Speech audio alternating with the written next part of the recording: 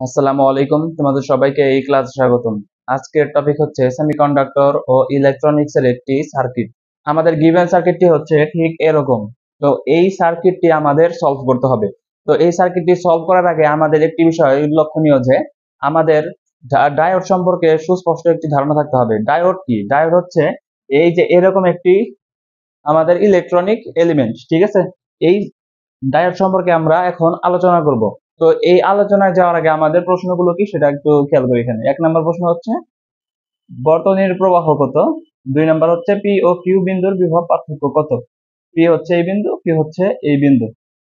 তো এখন আমরা কি করব, এখন আমরা ডায়োড সম্পর্কে একটু জানবো।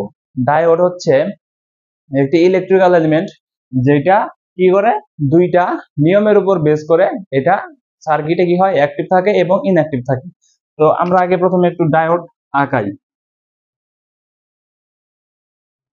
তো ডায়োডের এই প্রান্ত হচ্ছে পজিটিভ প্রান্ত, এই প্রান্ত হচ্ছে কি নেগেটিভ প্রান্ত। এখন এই ডায়োডটি অ্যাক্টিভ থাকবে কিনা সেটা নির্ভর করে যে এই ডায়োডের দুই প্রান্তে বিভব কেমন থাকে। এই পি প্রান্তে যদি বেশি বিভব থাকে এবং এন প্রান্তে যদি কম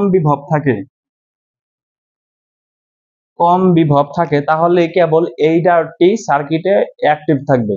আর যদি এই পাশে যদি বেশি থাকে এবং এই পাশে যদি কম থাকে তাহলে কি হবে, তাহলে হচ্ছে এই সার্কিটের মধ্যে কি ডায়োডটি কি হবে না, কাজ করবে না, অ্যাক্টিভ থাকবে না, ইনঅ্যাক্টিভ হয়ে যাবে, ঠিক আছে? তাহলে যদি ইনঅ্যাক্টিভ হয়ে যায় তাহলে সেটা কি হবে, সেটার মধ্য দিয়ে কোনো তড়িৎ প্রবাহিত হবে না।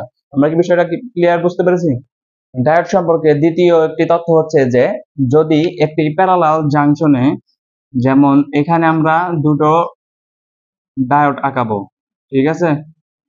যদি একটি প্যারালাল জাংশনে, যেমন এখানে আই প্রবাহিত হচ্ছে, ঠিক আছে? এই আইটা কি হবে, এই আইটা হচ্ছে দুইটা জাংশনে কি হবে, দুইটা জাংশনে কি হবে, প্রবাহিত হওয়ার সুযোগ পাবে।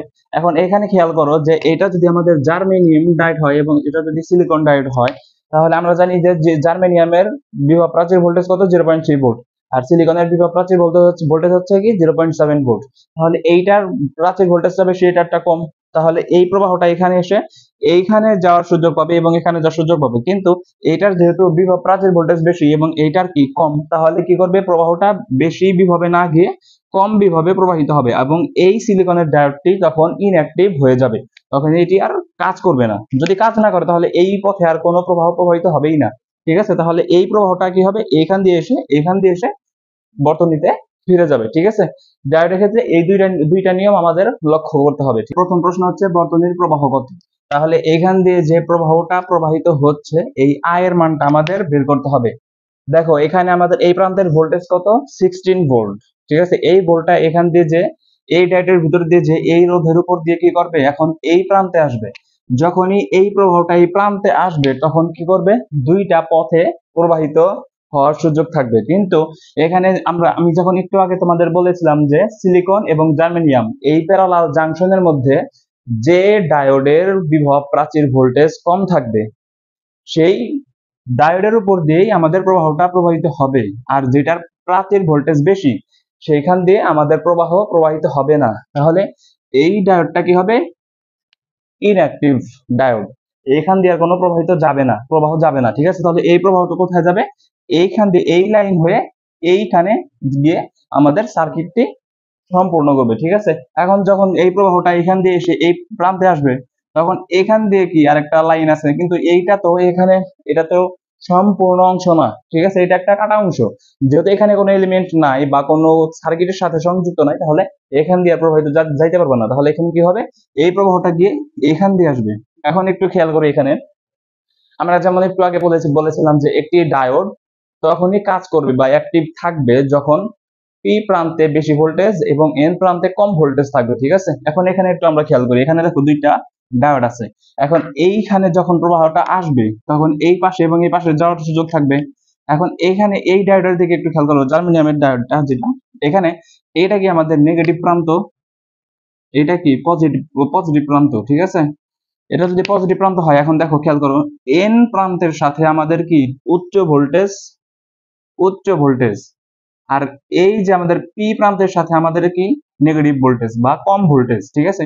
তাহলে এই ডায়োডটা কি আমাদের অ্যাক্টিভ তো থাকবে না, তাহলে এখন এই ডায়োডের দিকে যাই। এখন সিলিকন ডায়োডটা দেখো পি প্রান্ত কোথায়, পি প্রান্ত হচ্ছে এইখানে, নেগেটিভ প্রান্ত এখানে। তাহলে পি প্রান্ত দেখো আমাদের এই পাশে কি পজিটিভ বা বেশি ভোল্টেজের সাথে যুক্ত, আর এই এন প্রান্তটা কোথায় দেখতেছি আমরা কি নেগেটিভ, অর্থাৎ কি নিম্ন ভোল্টেজের সাথে কি যুক্ত। তাহলে এই ডায়োডটা কি থাকবে, অ্যাক্টিভ থাকবে, ঠিক আছে। তাহলে এই ডায়োডটা কাজ করবে, এইটা কি হবে ক্রস, তাহলে এইখান দিয়ে প্রবাহ কোথায়, এইখান দিয়ে আসতে পারবে না, এইখান দিয়ে গিয়ে এই ডায়োড সিলিকন ডায়োডের উপর ভিতর দিকে কি করবে, এখান দিয়ে এসে কি হবে, এই যে এখানে আমাদের এই প্রান্তে এসে কি আমাদের সার্কিটের কি প্রবাহটা সম্পূর্ণ করবে, কমপ্লিট করবে, ঠিক আছে, এখানে আসবে। এখন আমরা কি করব, এটার সমাধানটা করি। দেখো এখানে এই 16 ভোল্ট এইখানে যখন আসবে জার্মেনিয়ামের কত আমরা জানি কি যে 0.3 ভোল্ট এর বিভব প্রাচীর ভোল্টেজ। তাহলে এই 0.3 ভোল্ট কি এই 16 এর সাথে কি মাইনাস হবে, অর্থাৎ বিভব ফল করবে। এখন এই পাশে আসো, রোদের উপর দিয়ে যখন আমরা জানি যে যখন কোনো প্রবাহ প্রবাহিত হয় তখন কি হয়, একটি কি হয় ভোল্টেজ ড্রপ হয়। তাহলে এখানে একটা ভোল্টেজ ড্রপ হবে, অর্থাৎ মাইনাস হবে। এখান দিয়ে যাওয়ার সময় কি হবে, এইখানে যে 0.3 ভোল্ট এইটাও কি মাইনাস হয়ে যাবে। এখানে যখন আসবে তখন দেখো এখানে একটা ভোল্টেজ থাকবে, এবং যখন এই প্রান্তে আসবে তখন এখান থেকে সিলিকনে যাবে। তাহলে সিলিকনে যদি যায় তাহলে 0.7 ভোল্ট, আমরা জানি কি সিলিকনের জন্য কি 0.7 ভোল্ট, তাহলে 0.7 ভোল্ট কি এখানে কি ড্রপ হবে। আবার এখানে যখন কিউ বিন্দু দিয়ে যখন এই রোধের উপর দিয়ে যাবে তখন কি হবে, এইখানে যে আয়ার পরিমাণ একটা যে আমাদের ভোল্টেজ ড্রপ আছে সেটা কি ফল করবে। তারপরে শেষে আমাদের কি হবে, সার্কিটের এখানে এসে আমাদের সার্কিট কমপ্লিট করবে, ঠিক আছে। এখন আমরা সমাধান করতে যাচ্ছি, ঠিক আছে। তাহলে এখন খেয়াল করো, এই যে 16 ভোল্ট এই ভোল্ট থেকে কি হবে, এই যে 0.3 ভোল্ট এটা কি মাইনাস হয়ে যাবে, ড্রপ হলো। এখন এইখানে কি এই 2 ইন্টু আই, এই 2i পরিমাণ ভোল্টেজ এখানে ড্রপ হবে, অর্থাৎ কি এই 16 ভোল্ট থেকে মাইনাস হয়ে যাবে। এখন এখানে আসো, জার্মেনিয়ামেরটা কি আমরা জানি 0.3 ভোল্ট, এটাও কি মাইনাস হয়ে যাবে। এখন এখান থেকে যখন প্রবাহ এখানে আসবে তখন কি হবে, সিলিকনের আসবে, সিলিকনের ক্ষেত্রে আবার কি হবে 0.7 ভোল্ট কি ড্রপ হবে। এখানে যখন কিউ দিয়ে যখন এই রোধের উপর দিয়ে যাবে তখন কি হবে, এটাও কি 5 ইন্টু আই, এই পরিমাণ ভোল্টেজ কি এখানে কি আমরা কি ড্রপ করব 16 থেকে কি কমতে কমতে আমরা জানি কি যত পরিমাণে কি হয় রোধের উপরে যায় তত পরিমাণে কি ভোল্টেজ কি ড্রপ হতে থাকে।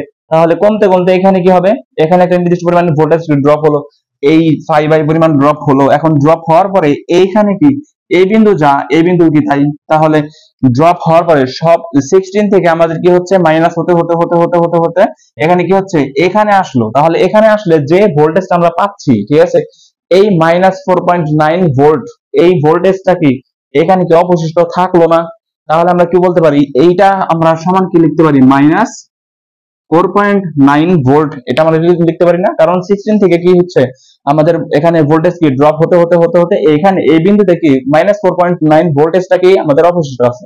তাহলে এই টোটাল সমান আমরা কি লিখতে পারি, -4.9। এখন আমরা এখানে কি করতে পারি দেখো তো, এখানে আমরা যদি 16 থেকে যদি আমরা এগুলা মাইনাস করতে থাকি তাহলে কি হয়, 16 মাইনাস হচ্ছে 0.3, তারপর হচ্ছে কি -0.3 -0.7 সমান কত হচ্ছে 14.7, 14.7 এবং 2i, তাহলে কি হয় -7i সমান কত হয় -4.9। তাহলে এখন আমরা কি করতে পারি দেখো তো, এখন আমরা এই মাইনাসটা ওই পাশে নিয়ে যাই, তাহলে কি হবে 14.9, এই মাইনাসটা কি হবে এবার আসলে কি হবে প্লাস হয়ে যাবে, তাহলে কি 4.9 সমান 7i। তাহলে এখন আমরা যদি যোগ করি তাহলে কি হয় 14.7 যোগ 4.9 আমাদের হচ্ছে 19.6। তাহলে এখন আমরা একবারে লিখবো 19.6 ভাগ কি 7, তাহলে i সমান কত হবে 19.6 ভাগ হচ্ছে কি 7, 2.8 অ্যাম্পিয়ার। তাহলে আমাদের এখানে i এর মান কত হচ্ছে 2.8 অ্যাম্পিয়ার। তাহলে আমাদের এই যে সার্কিটটি, এই সার্কিটের মধ্য দিয়ে কত প্রবাহ প্রবাহিত হবে 2.8 অ্যাম্পিয়ার। এখন আমরা 2 নম্বর প্রশ্নটা আমরা কি করব, সলভ করব, ঠিক আছে। এখন 2 নম্বর আমার হচ্ছে কি পি ও কিউ বিন্দুর বিভব পার্থক্য, পি হচ্ছে এই বিন্দু এবং কি হচ্ছে কি এই যে এই বিন্দু, ঠিক আছে, এই দুই বিন্দুর বিভব পার্থক্য আমাদের কাছে কি চাওয়া হয়েছে, ঠিক আছে। তাহলে এখন দেখো আমরা কি করব 16 ভোল্ট আমাদের প্রথমে আছে, তাহলে এই যে 2.8 অ্যাম্পিয়ার আমরা 1 থেকে পাইছি, তাহলে এই কি হবে যাবে এখন। এখন দেখো এইখানে আমাদের বিভব পার্থক্য কত হবে, বিভব পার্থক্য হচ্ছে 2 ইন্টু 2.8, এই ভোল্টেজটা কত হবে 2.8 ইন্টু 2, 5.6 ভোল্ট, 5.6 ভোল্ট। তাহলে আমাদের এই যে এখানে কি হবে ভোল্টেজ ড্রপ কত হবে 5.6 ভোল্ট আমাদের ভোল্টেজ ড্রপ, তাহলে ড্রপ কত 5.6। তাহলে এখন আমরা কি করব 16 মাইনাস 0.3 মাইনাস 5.6 মাইনাস কত এইটার ভোল্টেজ ড্রপ, ঠিক আছে। ভোল্টেজ ড্রপ মানে কি এটার কি বিভব প্রাচীর ভোল্টেজ 0.3। তাহলে আমরা দেখি এখন কত এখানে পাচ্ছি আমরা, ঠিক আছে, সেটা আমরা এখানে লিখতে পারি। তাহলে দেখো 16 মাইনাস 0.3 মাইনাস কত 5.6 মাইনাস কি 0.3 কত হচ্ছে, তাহলে আমাদের এখানে 16 মাইনাস 0.3 মাইনাস 5.6 মাইনাস 0.3, 9.8 ভোল্টেজ। তাহলে এইখান দিয়ে যাওয়ার পরে আমাদের এই বিন্দুতে কত হচ্ছে 9.8 ভোল্টেজ, ঠিক আছে। এটাকে আমরা বুঝতে পারছি 9.8 ভোল্টেজটা হচ্ছে আমাদের এই বিন্দুর ভোল্টেজ, ঠিক আছে। তাহলে এই বিন্দুর ভোল্টেজ যদি 9.8 হয় তাহলে এটাও কি 9.8, ঠিক আছে। তাহলে এইটা আমাদের কি 9.8 ভোল্টেজ। তাহলে এই পি বিন্দুর আমরা ভোল্টেজ পেয়ে গেলাম। এখন আমরা কি করব কিউ বিন্দুর ভোল্টেজটা বের করব, এটা আরো ইজি হয়ে যাবে। দেখো এখানে 9.8 ভোল্টেজ, এইটার ভিতর দিয়ে কি হচ্ছে যাওয়ার পর কি ভোল্টেজ ড্রপ হচ্ছে কত 0.7 ভোল্ট। তাহলে এখন কি করো 9.8 মাইনাস 0.7 ইকুয়াল কত হয় 9.8 মাইনাস 0.7 হচ্ছে 9.1 ভোল্ট। তাহলে 9.1 ভোল্ট কোথায়, এই কিউ বিন্দুর বিভব হচ্ছে 9.1 ভোল্ট। তাহলে এখন একটু খেয়াল করি, তাহলে এটা যদি 9.8 ভোল্ট হয় তাহলে এইটা হচ্ছে পি, তাহলে পি ও কিউ এর বিভব পার্থক্য 9.8 মাইনাস 9.1 সমান কত, সমান হচ্ছে 0.7 ভোল্ট, ঠিক আছে, যেটা সিলিকনের বিভব প্রাচীরের সমান, ঠিক আছে। এটা আমরা এমনিও বলতে পারতাম যে যেহেতু পি এবং কিউ এর মাঝে কি আছে সিলিকন আছে, ঠিক আছে, তাহলে সিলিকনের ভোল্টেজ বিভব প্রাচীর কত 0.7 ভোল্ট, ঠিক আছে। যেহেতু এই দুইটা বিন্দুর মাঝখানে সিলিকন আছে তাহলে আমরা বলতে পারতাম কি যে সিলিকনের এই বিভব প্রাচীর ভোল্টেজটা কি এই দুই বিন্দুর বিভব পার্থক্য। কিন্তু আমাদের তো জানা ছিল না যে এই জার্মেনিয়াম এখানে অ্যাক্টিভ থাকবে কি না, সেটা ঠিক আছে, সেটা হচ্ছে আমাদের একটি মূল একটা ধাঁধা বা কনফিউশন, ঠিক আছে। যেহেতু এখানে আরেকটি ডায়োড আছে, ঠিক আছে, এটা আমাদের প্রশ্নের মধ্যে কি কনফিউশনের জন্য দেওয়া আছে এইভাবে, ঠিক আছে। তাহলে আমরা এই যে পি এবং কিউ বিন্দুর বিভব পার্থক্য যে আমরা 0.7 ভোল্ট বের করলাম, ঠিক আছে। তাহলে এই 0.7 ভোল্টটা হচ্ছে কি আমাদের পি এবং কিউ বিন্দুর বিভব পার্থক্য।